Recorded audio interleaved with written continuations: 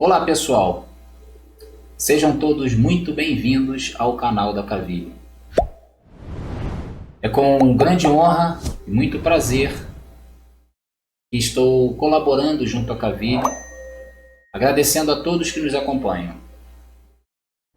E eu gostaria de aproveitar a oportunidade para pedir a todos que possam contribuir com questionamentos, com sugestões, com críticas, para enriquecer esse nosso trabalho, né? Afinal de contas, é pretensão da nossa parte trabalhar a reflexão dos 30 capítulos da obra.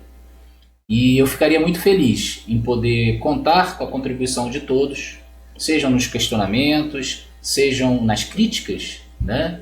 Nas sugestões, para que a gente melhore, né, o nosso trabalho e fique cada vez mais bacana essa interação entre todos. Bom, estamos de volta. Estamos de volta para dar continuidade no estudo e reflexão da obra de Emmanuel, Pensamento e Vida. Psicografia magnífica, estimulante, eu diria até imperdível, do saudoso médium Chico Xavier. E hoje o nosso estudo será centrado no capítulo 4, intitulado Instrução. No entanto, se faz necessário que façamos algumas buscas, que possamos fazer um link. Em alguns momentos iremos fazer isso com os capítulos que antecederam a este. Como, por exemplo, o capítulo que fala da mente como o espelho da vida em toda parte, refletindo em toda parte. O capítulo 2 que fala da vontade como uma gerente, né, como uma coordenadora dos departamentos, dos vários departamentos que existem no nosso escritório, e como metáfora de Emmanuel é a nossa mente. E também do capítulo Cooperação, que é essa ferramenta que ele nos traz, primordial para o comportamento do ser humano. Portanto, meus amigos, o benfeitor Emmanuel quer que naveguemos por estes conceitos com a certeza de que iremos introjetar cada vez mais comportamentos que nos serão muito bem-vindos ao longo da caminhada evolutiva. E para isso ele nos traz esta cartilha primorosa e muito irá nos auxiliar nesse processo. Vamos iniciar o nosso trabalho de hoje rogando ao nosso Divino Mestre Jesus e amigo que, assim como os espíritos de luz, os espíritos benfeitores, estejam conosco para nos auxiliar a fim de realizarmos um bom trabalho. Sigamos em frente. Vamos seguir. Pensamento e Vida. Capítulo 4. Instrução. Inicia Emmanuel. Já se disse que 2 asas conduzirão o espírito humano à presença de Deus. Uma chama-se amor, a outra sabedoria. Pelo amor, que acima de tudo é serviço aos semelhantes, a criatura se ilumina e a formoseia por dentro, emitindo em favor dos outros o reflexo de suas próprias virtudes. E pela sabedoria, que começa na aquisição do conhecimento, recolhe a influência dos vanguardeiros do progresso, que lhe comunicam os reflexos da própria grandeza, impelindo-a para o alto. As asas da evolução do ser. Amor e sabedoria. E eu trouxe aqui uma frase também do Espírito Emmanuel que corrobora com o que ele trouxe inicialmente no texto. O amor e a sabedoria são duas asas com que a alma conta para a sua elevação. O adiantamento moral e o intelectual são imprescindíveis ao progresso do espírito. Movimento dessa evolução. O amor, ele vem de dentro para fora. Esse é o movimento. E a sabedoria de fora para dentro.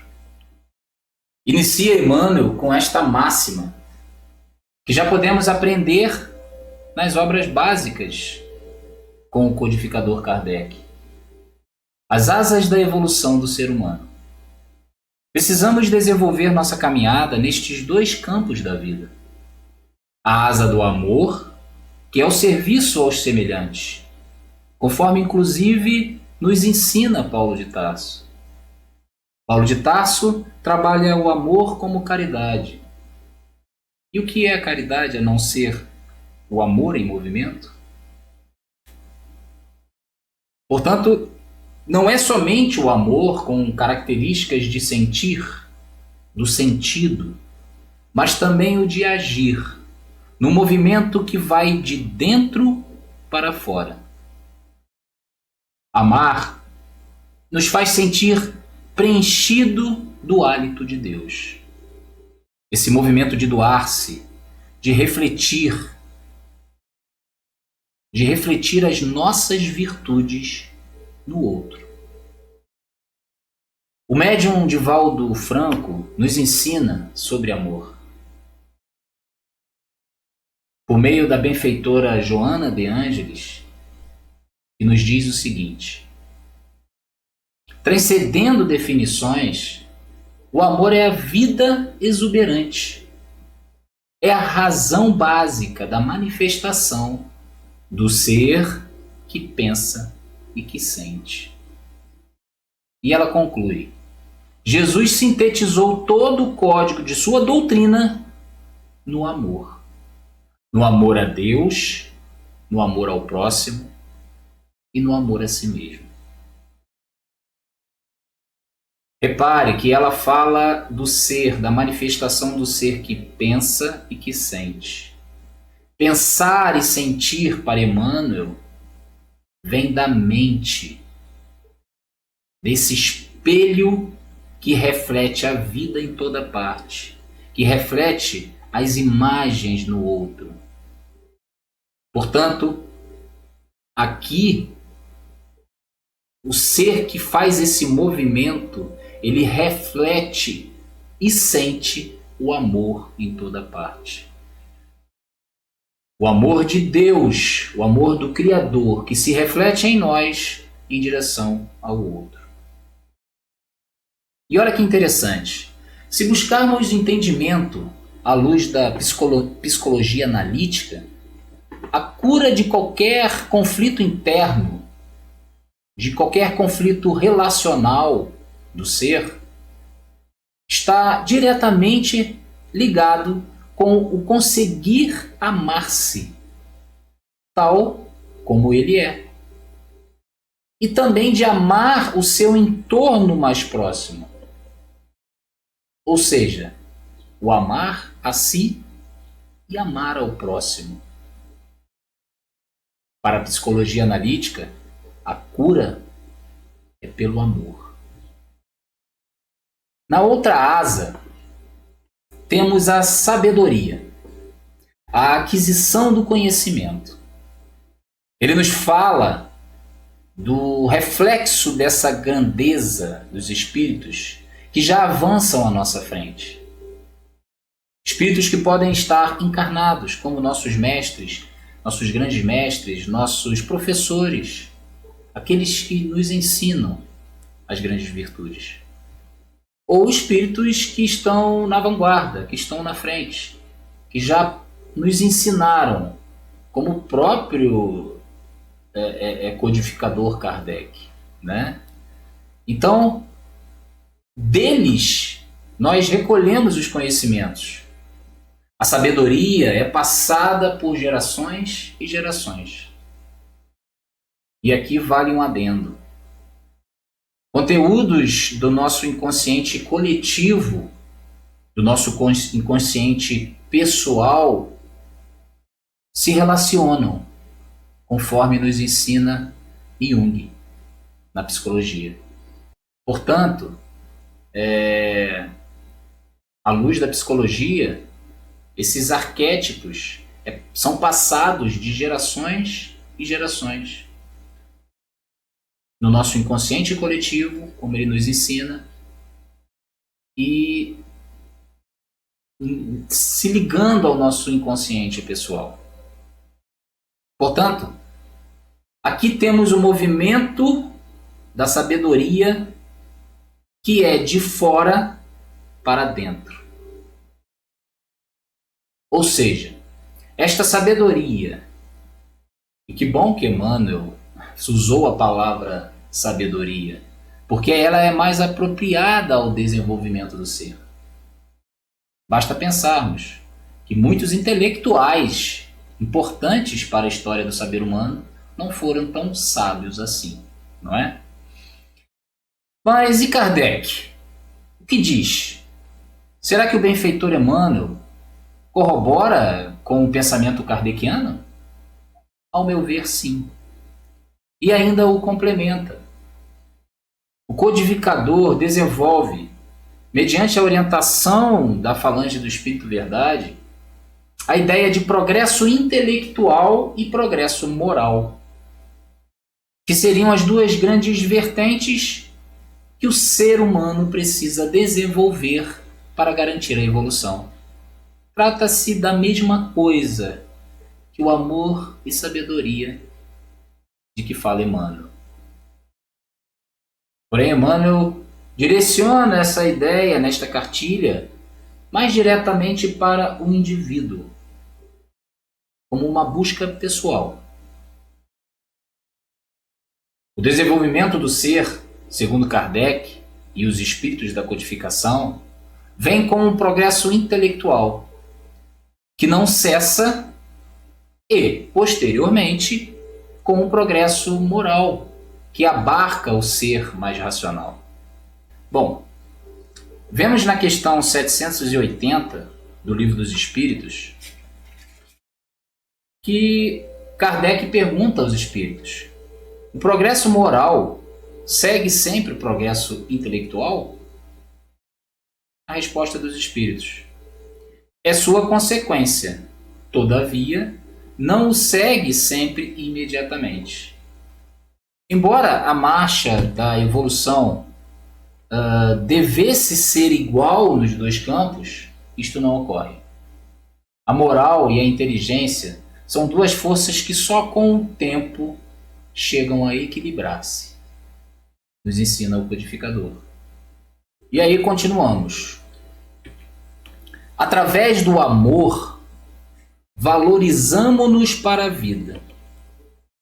Através do amor, valorizamo-nos para a vida. Olha o movimento de dentro para fora que é realizado com amor.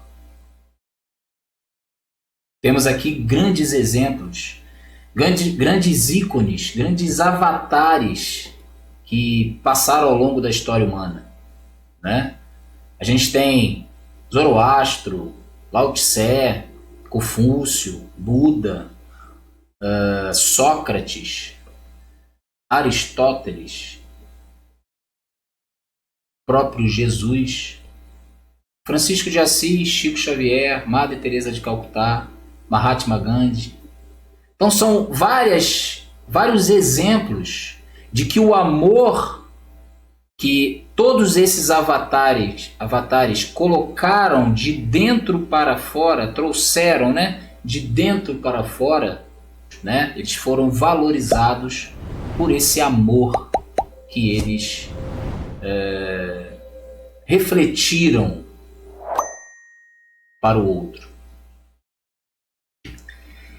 Através da sabedoria, somos pela vida valorizados. Então olha o que diz Emmanuel. É o movimento de fora para dentro, como vimos no slide anterior. com a aquisição do conhecimento, com a aquisição da sabedoria, promovendo a busca pela intelectualidade, somos pela vida valorizados. Porque nós passamos a deixar para o próximo, né, esse conhecimento com muito mais amor. Portanto, somos valorizados pela vida, porque adquirimos conhecimentos, seremos referência, seremos lembrados pelo conhecimento, pela sabedoria com que nos conduzimos na vida, como conduzimos aqueles que estão próximos a nós. Então, esses dois movimentos são importantes nesse processo de evolução. O movimento de dentro para fora com o amor e o movimento de fora para dentro com a aquisição do conhecimento. Daí o imperativo de marcharem juntas a inteligência e a bondade. Aqui vale uma ressalva que a gente estudou anteriormente, que para Kardec, segundo os espíritos, esse movimento deveria ser, essa marcha deveria ser junta. Mas nem sempre ocorre desta forma. Na grande maioria do desenvolvimento humano não ocorre dessa forma. Tanto de forma individual, nessa busca pessoal, como de forma coletiva. Né? Basta dizer que vemos aí grandes nações bastante desenvolvidas na intelectualidade, porém cometendo equívocos inúmeros no campo da moral e da ética. Assim ocorre com o ser humano. E Emmanuel diz aqui que é imperativo, olha o termo, é obrigatório, é urgente, né? Que essas duas asas marchem juntas, se desenvolvam juntas. Porque olha o que ele fala. Bondade que ignora é assim como poço amigo em plena sombra, a dessedentar viajor, sem ensinar-lhe o caminho. Então a bondade que não sabe, ela pode... o amor, né, essa bondade, essa caridade que não sabe, que não tem conhecimento, ela pode ajudar como essa comparação que ele faz aqui, essa metáfora que ele utiliza, ela pode dessedentar o viajor, né? Mas não vai saber instruí-lo. Não é isso?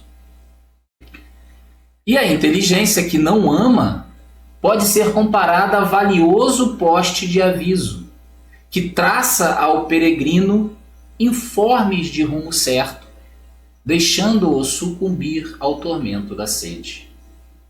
Então, a inteligência que não ama é você ter conhecimento, mas não desenvolver a outra asa, que é a asa do amor. Como a gente pode refletir no próximo slide, a bondade que não sabe, ela é esse poço que pode saciar a sede do viajor. Mas qual o caminho que eu vou seguir? Qual o caminho que o viajor, né, o viajante vai seguir? Se você desenvolve somente a asa do amor, você pode até saciar a sede dele, mas não vai saber instruí-lo no caminho. Assim como a inteligência que não ama, o conhecimento que não tem essa moral elevada, pode fazê-lo sobreviver sem a água. O viajante, ele vai saber para onde ir, mas ele não vai se saciar com a água que o amor pode dar. Portanto, uma reflexão interessante que Emmanuel traz aqui, uma comparação que faz com que a gente compreenda a necessidade dessas forças, dessas asas, desses campos do saber humano andarem juntas. Embora, como Kardec nos ensina, isso nem sempre ocorre. E na grande maioria das vezes ocorre o desenvolvimento primeiro do progresso intelectual, para com o passar do tempo, o conhecimento das coisas possam nos tocar a compreender a moral que existe em cada atitude. E aí sim, essa moral começa a também evoluir. Continua Emmanuel. Todos temos necessidade de instrução e de amor. Todos. Todos nós temos essa necessidade. E eu frisei essa próxima frase, né? Eu coloquei em negrito, porque eu achei ela muito interessante. Estudar e servir são rotas inevitáveis na obra de elevação. Olha o ensinamento de Emmanuel. Estudar e servir. Ele aqui utiliza outras expressões para indicar a sabedoria e o amor. Então, estudar, adquirir conhecimento, se intelectualizar e, ao mesmo tempo, servir os semelhantes, servir aqueles que estão em nosso entorno e unificar esses dois saberes, né? Esses dois movimentos de servir com conhecimento são rotas inevitáveis para que a gente evolua. Continua ele. Toda a cultura intelectual é formada em cadeia de gradativa expansão. As civilizações sucedem-se, ininterruptas, ao influxo da herança mental. E olha aqui novamente a gente podendo trabalhar o lado da psicologia analítica de Jung, onde ele fala dessa herança mental, as civilizações se sucedendo, trazendo conhecimento numa cadeia de gradativa expansão e evolução, tanto no campo do amor quanto no campo do saber, do estudar, do se instruir. E Jung contribui nos dizendo que existe um inconsciente coletivo na humanidade. E esse inconsciente coletivo, ele atua no nosso inconsciente pessoal como uma herança trazida dos antepassados. Coisas que a humanidade realiza ao longo das civilizações e que nos servem de base numa repetição de valores e de contributos para o desenvolvimento nosso. Olha que interessante. E aí ele continua. A arte, na palavra ou na música, no buril ou no pincel. No buril. Buril é uma ferramenta para marcar, gravar o metal, a madeira, até mesmo pedras preciosas, né? Ou no pincel, evolui e se aprimora por intermédio da repercussão a exprimir-se no trabalho dos cultivadores do belo, que se inspiram uns nos outros. Portanto, aqui é exatamente isso. Esse cultivo do belo, essa busca do ser humano em direção à instrução, em direção ao amor, faz com que isso seja uma repercussão refletindo, voltamos aqui à questão da reflexão, né? Uns nos outros, como ele nos diz aqui. Vejam só, eu trouxe como reflexão um trecho do primeiro capítulo que fala sobre a mente. Vejam só. Em todos os domínios do universo vibra, pois, a influência recíproca. Emmanuel nos diz isso lá. Essa influência que a gente viu no slide anterior, né? das várias heranças mentais que nós trazemos e o reflexo da arte em todos os campos do saber humano nos demais, uns nos outros, né? De forma recíproca. Tudo se desloca e renova sobre os princípios da interdependência e repercussão. Nos fala Emmanuel no capítulo Espelho da Vida desta obra. Olha que bacana. Continua ele nos falando sobre a escola. A escola é um centro de indução espiritual, onde os mestres de hoje continuam a tarefa dos instrutores de ontem. Os mestres de hoje continuam a tarefa dos instrutores de ontem. A escola é uma indução espiritual, é um centro de indução espiritual. O que seria a indução? A não ser o reflexo em toda parte. O reflexo do que vem na mente, do que vem da mente. Onde os mestres conduzem e continuam a tarefa daqueles que nos instruíram no passado. E aqui Emmanuel vai fazer uma alusão ao livro, que eu acho maravilhosa essa parte do texto, porque aqui ele fala de uma maneira bem bacana desse instrumento, né, que é o livro. O livro representa vigoroso imã de força atrativa. O que é o imã? O imã, ele atrai o oposto.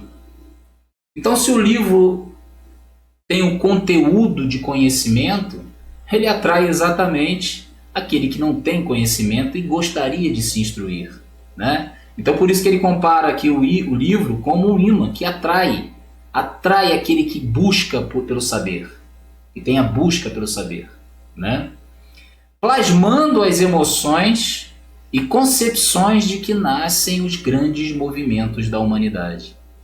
Olha aí novamente o processo de herança mental, né? E o livro faz bem essa função, né? Trabalha bem essa função de trazer ao longo dos variados séculos o conhecimento, né? As concepções, as emoções trazidas das outras épocas para a época atual. Em todos os setores da religião e da ciência, da opinião e da técnica, do pensamento e do trabalho. Por esse dínamo de energia criadora, ele faz outra comparação do livro, né? Esse dínamo de energia criadora, quer dizer, esse motor que cria novos saberes, encontramos os mais adiantados serviços de telementação. Telementação, que é esse movimento de passar o conhecimento de forma mental, ter a ação de trabalhar o conhecimento a longas distâncias, de telementação, de transferir o conhecimento a longas distâncias e em várias épocas, porquanto a imensas distâncias, no espaço e no tempo, incorporamos as ideias dos espíritos superiores que passaram por nós há séculos. Corrobora com aquilo que a gente vem trazendo a respeito da psicologia analítica de Jung, né? Ao longo de séculos e mais séculos estão sendo formadas conceitos, saberes em todos os campos dos saberes humanos que são passados, ainda que sem serem escritos, ao longo de gerações e gerações, por meio dessa telementação, né, a longas distâncias, em datas diferentes, né, a movimentos de passagem mesmo do conhecimento, de transferência do conhecimento. A gente percebe que o livro é uma dessas ferramentas maravilhosas que a gente tem. Basta dizer que nós estamos aqui se utilizando de um livro que vem do plano espiritual para o nosso estudo. Olha que maravilha, né?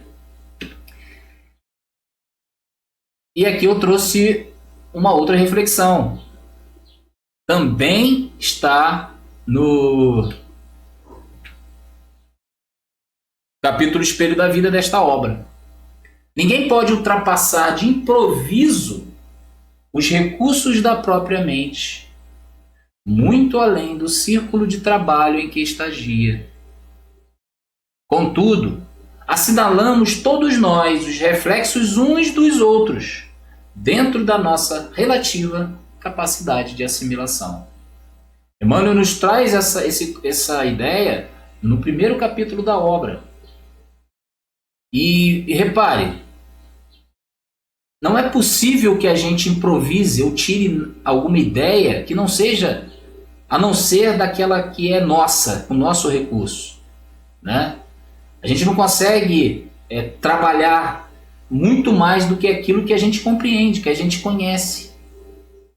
Por isso é importante buscar a sabedoria, para que a gente cada vez mais tenha recurso, tenha ferramenta na nossa mente para desenvolver os trabalhos.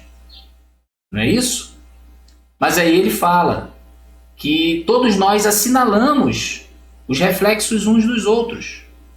Então esse movimento do servir ao semelhante, que é o amor que faz, também nos dá a condição de assimilar, de aprender, de conhecer. Então esses dois movimentos são importantíssimos para a nossa caminhada. Continua ele. Sócrates reflete-se nas páginas dos discípulos que lhe comungavam a intimidade. E ainda hoje, consumimos os elevados pensamentos de que foi ele o portador. Reparem, Sócrates viveu cerca de 400 anos antes de Cristo. Ou seja, há cerca de 2.400, 2.500 anos atrás. Sócrates nada escreveu. Platão foi o grande discípulo que registrou todas as palavras de Sócrates. Acredito eu que grande parte delas, né? E hoje hoje 2.500 anos depois, a gente ainda consome, né? A gente ainda bebe desse conhecimento de Sócrates, que vale dizer é citado por Kardec nos livros da codificação como um grande avatar, um grande espírito que passou pela Terra, que nos trouxe conhecimentos falando sobre o amor, sobre caridade, sobre conhecimento, sobre autoconhecimento, né? E isso chegou até nós por meio da instrução, por meio desse desenvolvimento de geração em geração. E continua ele, retrata-se Jesus nos livros dos apóstolos, que lhe dilataram a obra, e temos no Evangelho um espelho cristalino em que o Mestre se reproduz, por divina reflexão, orientando a conduta humana para a construção do reino de Deus entre as criaturas. Olha aqui Emmanuel novamente nos trazendo a questão do espelho da vida, da mente. Ele aqui fala que o grande Mestre Jesus refletiu o próprio conhecimento divino para nós, nos auxiliando a todos, né? Conforme ele fala aqui, como uma divina reflexão, refletindo divinamente para orientar a conduta humana na construção do reino de Deus em nós mesmos. Portanto, diz Emmanuel, conhecer é patrocinar a libertação de nós mesmos, colocando-nos a caminho de novos horizontes na vida. Olha só o que traz Emmanuel. O conhecimento tem essa capacidade de nos libertar dos nossos equívocos, dos nossos das nossas dificuldades, dos nossos erros, daquilo que trazemos de dificuldades no conduzir da vida. Conhecereis a verdade vos libertará. Então, o movimento de conhecer é nos fazer com que nos livremos de nós mesmos, de nosso homem velho, no sentido de obter o homem novo, que nos fala Paulo de Tarso. Corre-nos, pois, o dever de estudar sempre, escolhendo o melhor para que as nossas ideias e exemplos reflitam as ideias e os exemplos dos paladinos da luz. É importante, é imperativo, nos diz Emmanuel, que temos o dever de estudar sempre, escolhendo sempre o melhor, o conhecimento edificante, para que a gente melhore como pessoa, reforme nossas condutas, como nos ensina o Espiritismo. Para que a gente possa refletir em nós e nos outros as ideias, os ideais, os exemplos daqueles que nos antecederam, ou daqueles espíritos mais elevados que sempre nos instruem.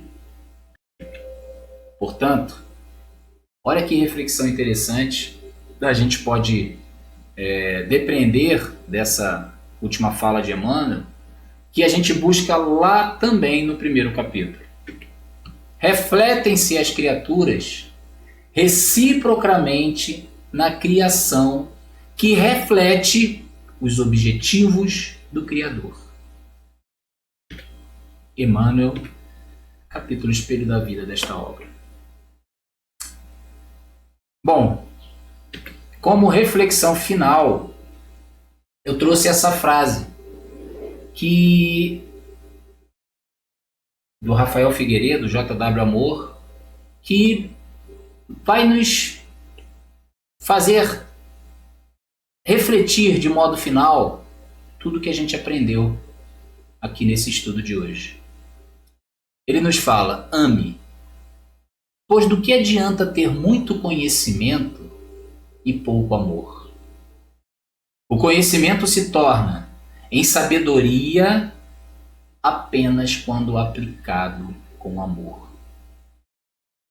Uma reflexão interessante para finalizarmos, nos dizendo que não adianta desenvolver somente um campo, não adianta desenvolvermos somente o conhecimento, é preciso também desenvolvermos o amor.